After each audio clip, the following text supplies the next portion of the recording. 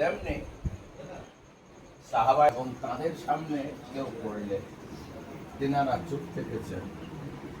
এটাকে সুন্নাত বা হাদিস বলা হয়, কিন্তু হাদিসের মওকুফ করা হয়।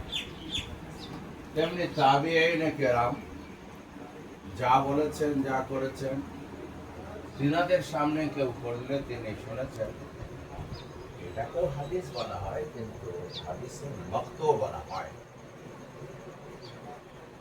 এখানে সুন্নাত বলতে এদেরকে আঁকড়ে ধরে। আল্লাহ তাবারক তাআলা নবী সাল্লাল্লাহু আলাইহি সাল্লাম কোনদিন হাদিস মানতে বলেন। তোমরা দেখতে পাবে বারবার তিনি সুন্নাতকে মানতে বলেছেন।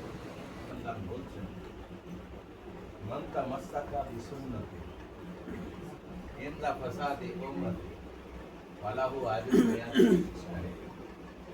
উম্মতের ফাসাদের যুগে যদি কোনো ব্যক্তি একটি সুন্নতকে আঁকড়ে ধরে, আল্লাহ তাবারক তাআলা সুন্নাত তাআলা নবী সাল্লাল্লাহু আলাইহি ওয়াসাল্লাম বলেছেন, সুন্নাত এটা হলো রাইট রেওয়াজ।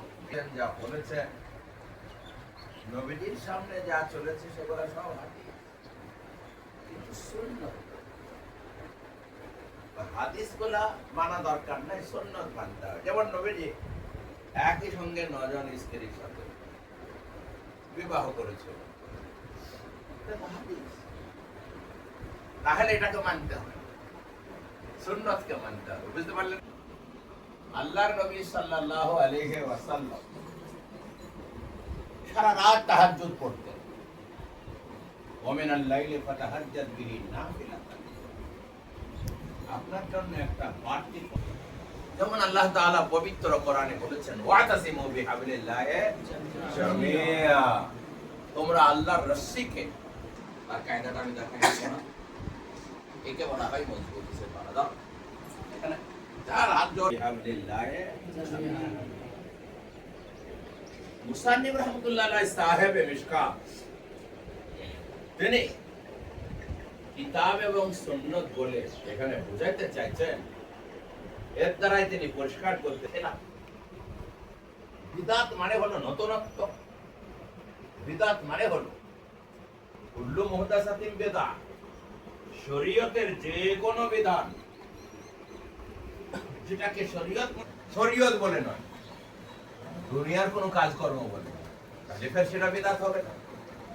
যেমন নবীজির যুগে ট্রেন ছিল না, আমরা ট্রেনে চলি, কেউ যদি বলে এটাও তো বিদআত, বিদআত না, এগুলা বিদআত, এগুলো আমরা শরীয়ত মনে করে করি না। আমরা তাড়াতাড়ি পৌঁছে যাব তাই আমরা এটা করি। বুঝতে পারলে না? পারলে না? তাড়াতাড়ি আমরা পৌঁছে যাব এই জন্য করি।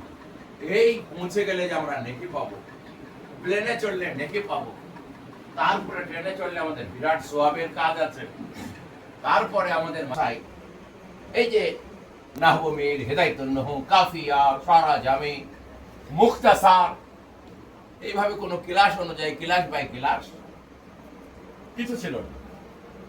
আল্লাহর নবী মাদ্রাসা করেছিলেন সুফফা, তিনি শিক্ষক আর ছাত্র সাহাবায়ে কেরাম রিজওয়ানুল্লাহি আলাইহিম আজমাইন, আসহাবে সুফফা তিনারা শুনেছেন নবীজি শিক্ষকতা করেছেন ক্লাস বাই ক্লাস।